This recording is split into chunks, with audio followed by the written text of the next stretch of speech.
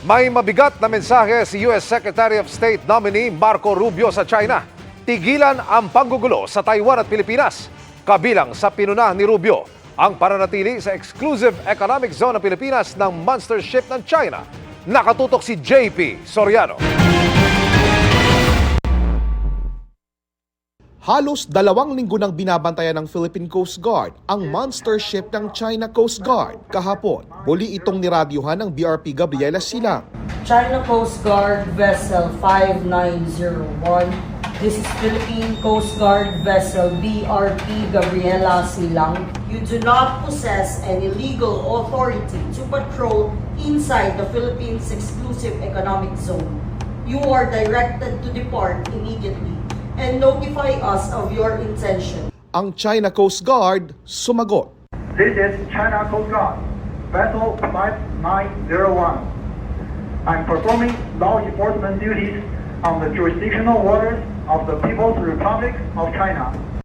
Sa gitna na nakababahalang ginagawa ng China Coast Guard na nagpapatrolya sa loob ng exclusive economic zone ng Pilipinas. Mabigat ang binitawang mga salita laban sa China nang napipintong magiging susunod na U.S. Secretary of State na si Senator Mark Rubio. Sa kanyang confirmation hearing sa U.S. Senate, tinawag ni Rubio na harassment ang ginagawa ng China. There's this massive, I don't even know how to describe it, but this massive ship that the Chinese have built that's like headed towards the Philippines, and the Philippines feels threatened by it, rightfully so.